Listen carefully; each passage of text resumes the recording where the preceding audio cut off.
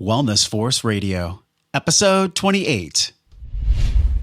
The medical community doesn't tell you what to do in that time that you're injured. You know, they say your bone will be fully healed in 4 months, and then that's about all they say. Whereas there's so much you can do, because otherwise you just feel so helpless and so frustrated.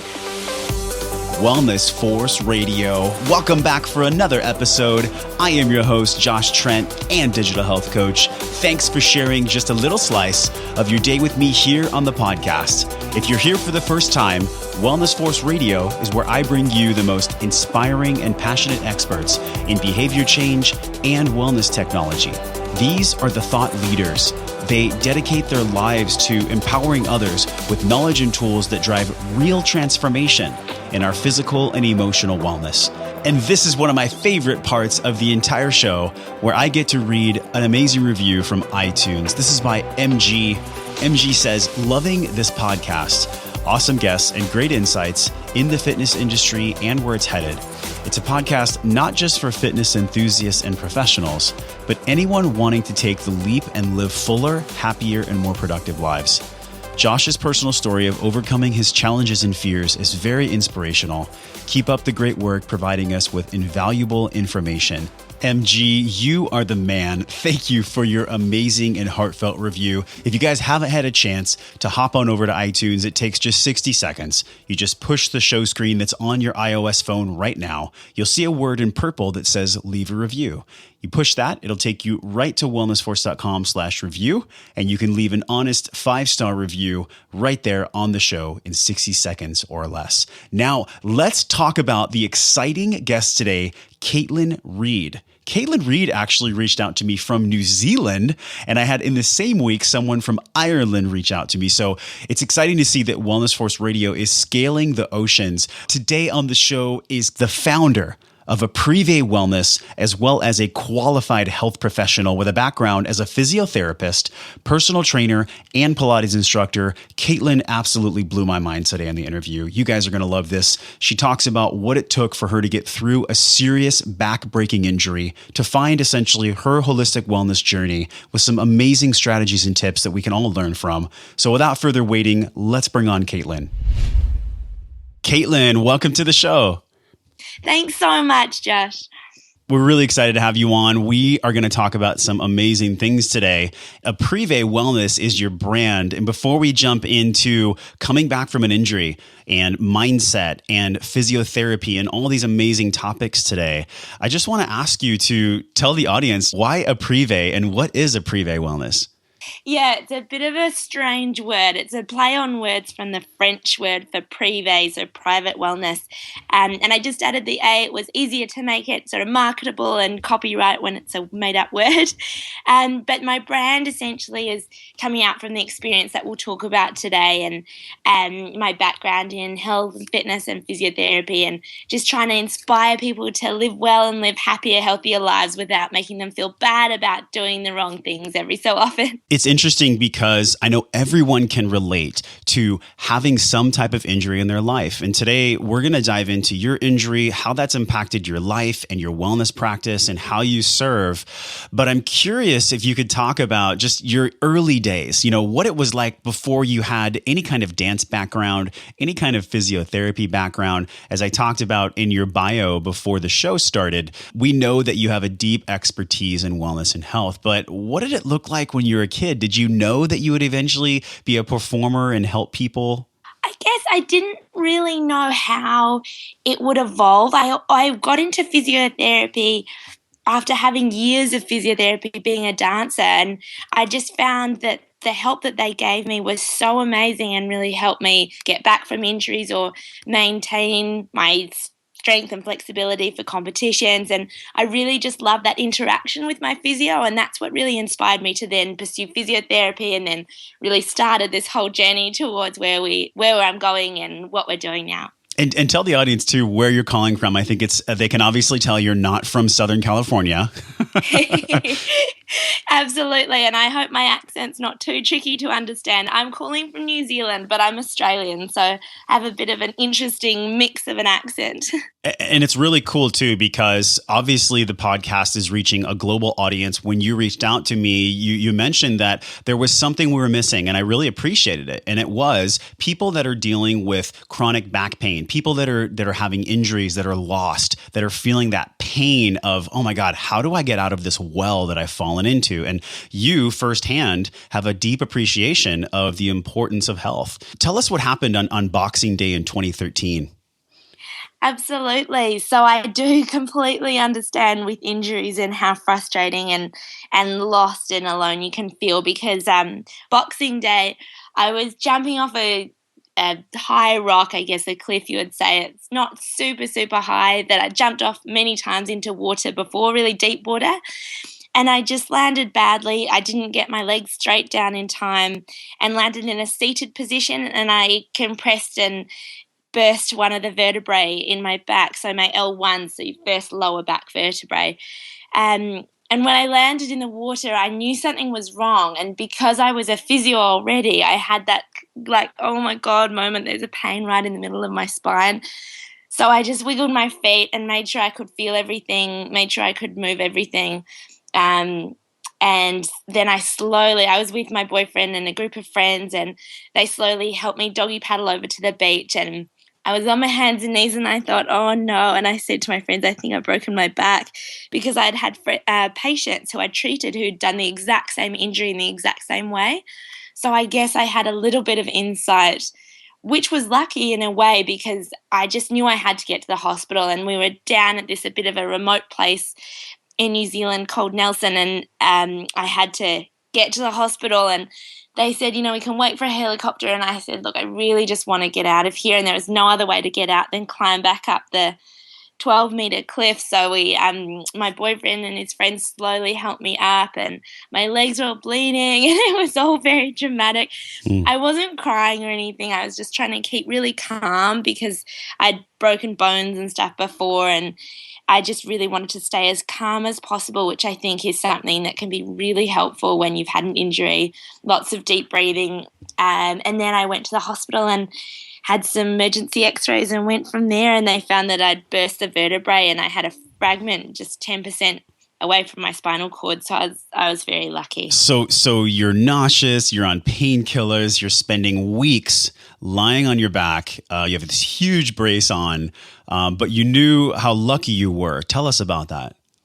I did. I knew how incredibly lucky I was that I had had no permanent damage, because it was just like a fracture, like breaking your wrist, and the bone would heal within 8 weeks. But I couldn't feel a little bit guilty. I felt a bit guilty that I'd done something that was a bit risky and put my body in that situation. But at the same time, I guess it's a balance between doing fun things and doing things that you push yourself and you enjoy, and then also having an injury. But the painkillers I was on, like tramadol and codeine, I get really nauseous from. So I think a lot of people experience this, a real hard balance between being out of pain but also being nauseous, because every time I was sick, the pain in my back obviously would be quite severe, and it was just, I was really down. And I think most people who experienced a serious injury really understand how horrible and just frustrating it is, especially when you have to lie on your back all day. Yeah, absolutely. Now we look at the spectrum of injury, and besides just the physicality of an injury, there is a ton of emotional weight that comes with being hurt.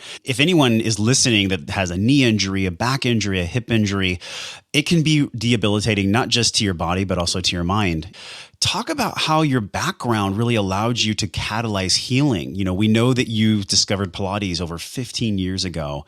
You've taught and you've practiced physio and massage therapy and Pilates. Like, what did that do for you to recover within 3 months? How did you catalyze that? This is where I've written about this story, because it's something I really want to share with everyone, is that no one tells you, the medical community doesn't tell you what to do in that time that you're injured. They say your bone will be fully healed in 4 months, and then that's about all they say. Whereas there's so much you can do, because otherwise you just feel so helpless and so frustrated. And so as a Pilates instructor, I knew that my core supported my whole lumbar spine, my whole lower spine, so that the stronger I could make that, the better that my back would be and the stronger my vertebral column would be once I could come out of my brace, because once I took my brace off, I was worried my spine would be like a noodle. So I wanted to make sure I was nice and strong. So I was able to do core exercises after a week, was still in my back brace, just lying on my back, really basic Pilates, and then slowly progress that. And then as soon as I got my brace off, I was going to the gym. I was going to Pilates classes 3 times a week, just mat classes. I started doing gentle yoga, and I was doing a lot of cardio strength because the strength in my lower legs had gotten really poor, because the nerves that supply all those muscles come from the lumbar spine, and that had had a real knock around. So I knew I was so lucky to have that knowledge, that I knew where to go and what to do. And I just want everyone to know there's so much you can do safely that just makes you feel less helpless and you feel like you're helping yourself get better. And I think that my knowledge of understanding the injury was really helpful too, because a broken back sounds so terrifying. But, Sure.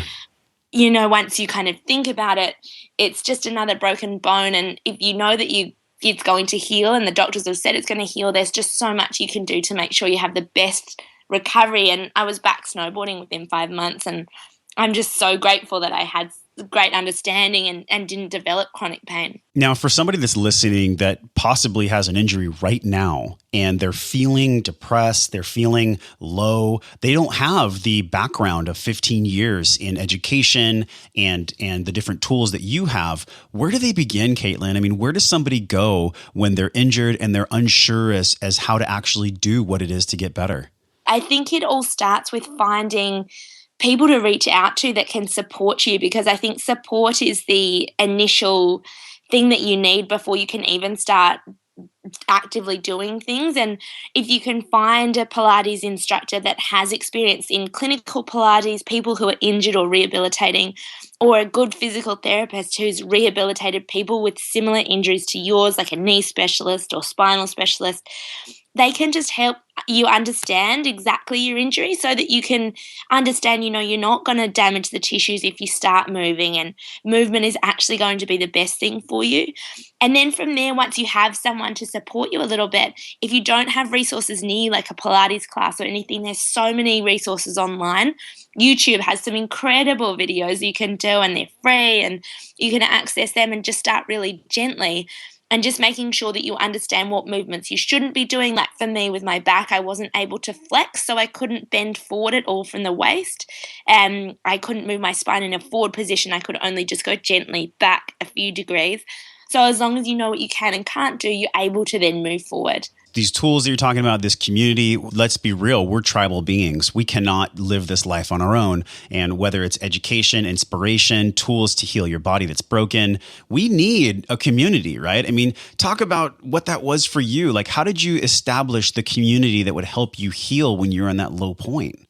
Absolutely. I think community is so important, especially for people who have things like depression and anxiety before an injury that do predispose you to a bit of a slower recovery. They've found in some of the evidence. And so if you are one of these people, or even if you don't have anything that will make your recovery slightly slower, it's just about even finding forums or someone to speak to. And for me, I was in a really small town in New Zealand I wasn't from, and my boyfriend's family were there, but apart from that, I didn't know anyone.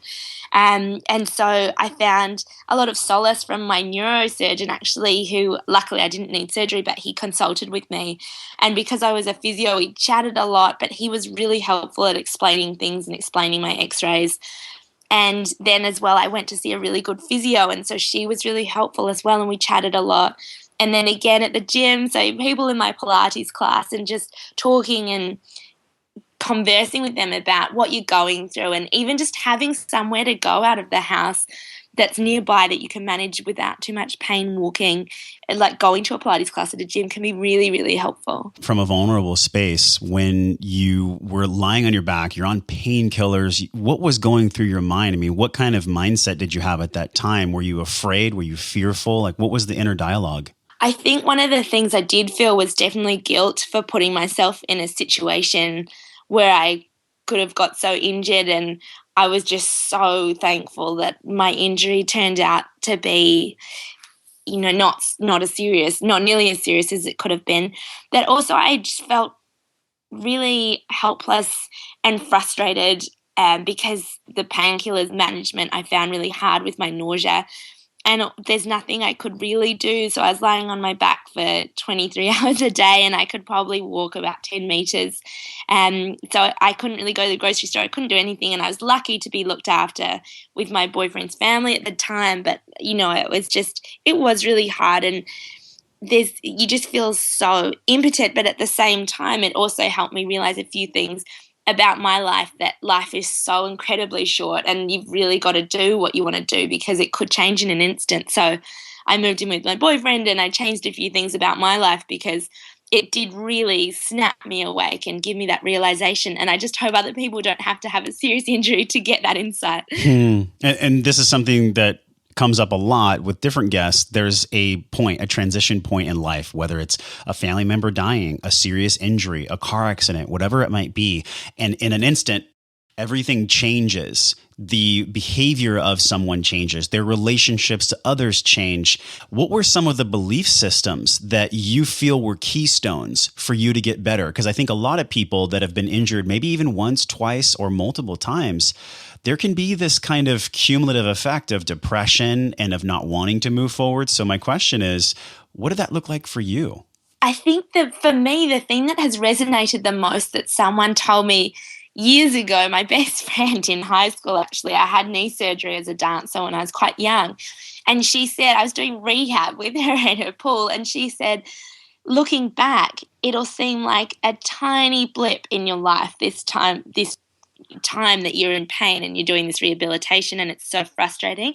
And that's one thing I've always carried with me. And even with my back injury that was slower to rehabilitate and definitely slower for me to get back to doing things that I enjoyed, just remembering that even though it's so hard at the time, it will be over and there is a time limit that you will improve, and you'll look back and think, gosh, it was only 3 months, but at the time it just feels so overwhelming. So remembering that it won't go on forever. And also remembering, this is one thing that a lot of people forget, is remembering your painkillers. I know mine made me feel nauseous, but I did find a balance with just some Tylenol and some anti-inflammatories. So if you can find some painkillers that work for you, don't be in pain because you feel like painkillers are bad or whatever. It's really crucial to your recovery to have that time out of pain because your brain really needs a rest, and it can just really change from that emotional kind of sympathetic nervous system overload of just feeling so sick of everything. Painkillers can just really give you a bit of a rest. So thank you for sharing that. This is a point where now, you've recovered, you're serving other people, you're doing wellness retreats. Talk a little bit about what you do now with Aprive and how you serve different communities on trips and with different retreats that you're into. So my experience from my back, but also my background, just made me think, there's super hardcore wellness people, and then there's people who don't know anything about how they can live healthier, but they really want to. And so I wanted to bridge the gap and create, accessible wellness that everyone can do, that's about wellness and not weight, but you still get your weight management in there and you still have effective results. And because I'm a physio with a medical background, I really like effective solutions for wellness. So on my retreats, I've got one coming up in November. I'm really excited, and I'm collaborating with some experts. We're doing nutrition and yoga and Pilates, but we're having effective programs in that retreat so that people can go home and have some strategies that they can actually use in the future and that can actually help them live happier and healthier lives. We're having a mental health workshop as well, because to me, mental health is extremely important for wellness. And I've seen the impact that mental health programs can have on my patients when they've been injured or they're struggling with weight loss or anything at all. And so, I'm really trying to just make wellness seem, rather than a romantic sort of lofty concept, just bring it down and make it accessible to everyone and inspiring and fun as well. So the retreat's going to be lots of fun. And I'm a guest retreat at a retreat in January in Australia, and I hope to expand out into Southeast Asia and try and just make wellness accessible and exciting for everyone with some really proven effective strategies. Well, I want to go to Australia. That's on my bucket list. Can I come to one of your retreats? Absolutely. That'd be wonderful. Well, what comes up for me when I hear you talk about the transition from the injury, the mindset, the recovery, then now look what you've created. Do you ever look back and think, wow, if I didn't get injured, maybe I wouldn't be doing what I'm doing now with retreats? I do think that quite a bit, actually. And I think anyone who's had a serious injury or like that moment, that transition moment, I think you do think it was really pivotal to your life. And it was very important for me to realize what I thought was important. And as I said, realize that life's so short. And so the changes that I made in my relationships and my work, getting into wellness retreats and all of that, I think it was really important for me to go through that, even though it was pretty crappy and definitely not a fun experience. It was important for me, and I am so thankful that I did go through it, because now it's brought me to kind of helping people in an accessible way rather than just physio in a medical way. I liked what you said about the blip. When you look back, even though the intense emotion of having an injury and the way that affects us when we are, injured and we can't move. But I love the way you put it when you said a blip, because when you look at life from a really high view, those injuries can become catalysts. And what I'm seeing that you did is you took this mindset of being a victor instead of a victim. You took the event and you said, yes, I am debilitated. Yes, I am depressed. Yes, I am sad, but I'm also going to catalyze some growth from this, and I'm going to create this wellness retreat series where I'm helping people, essentially across the globe. For somebody, though, that may not have the background that you had, where do you think they can go from an injury? For the average person that has, a broken back, a broken knee, whatever it might be, what do they have to look forward to? Yeah, I understand the difficulty, because I was so lucky with the knowledge, even knowing as soon as I got in the water, knowing that I had to check my feet and make sure I could move everything. Even that knowledge, I'm just so thankful for, because it helped me be less scared. And the thing that I've seen with patients when I was practicing physiotherapy is just the fear and of not understanding. And so if you can speak to your doctor or your health professional as much as possible, get them to explain every word in your x-ray report if you need.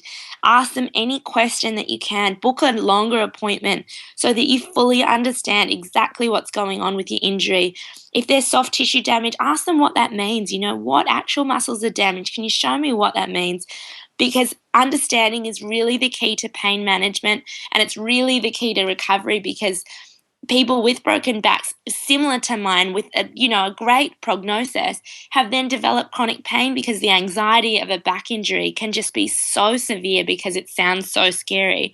So you can start with that understanding, ask your health professional, and then go from there and look for active ways that you can help yourself recover. Try and go for walks when you start being able to.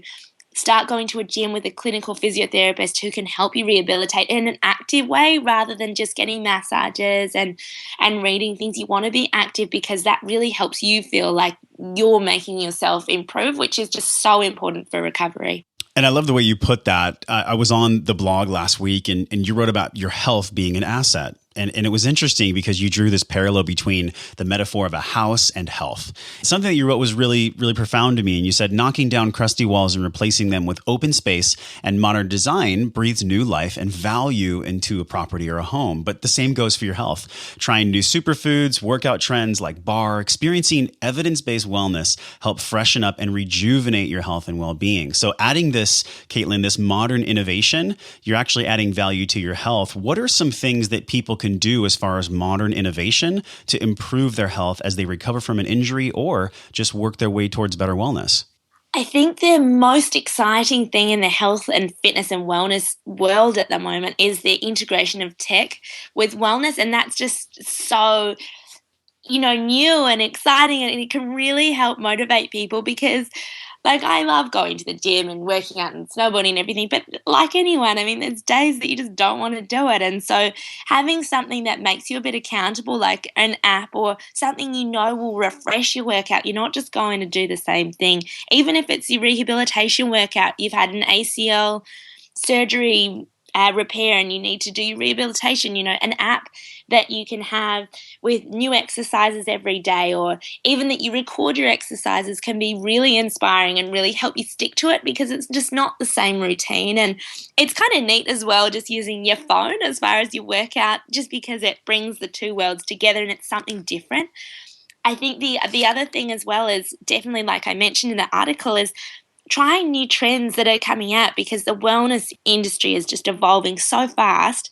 Why not try Soul Cycle? Like you've got a knee injury or a back injury, but you're allowed to cycle. And so why not try something that's kind of cool and high energy and a bit different, and just do what you can manage? It's not about competing with others. It's just about competing with yourself and helping yourself improve. Or try chia seeds and make a chia pudding with some coconut milk or something. It's just, I find I get bored easily. Mm-hmm. And so if I can try some of these things, it just makes it so much more interesting. So if you're like me, and it sounds like you, and you have health ADD, or you're constantly interested in the next thing that's coming out, what are some of the technologies that you found, whether it's a phone or a wearable or whatever it might be, that you can share with the audience, a handful of things that have really helped you? Sure.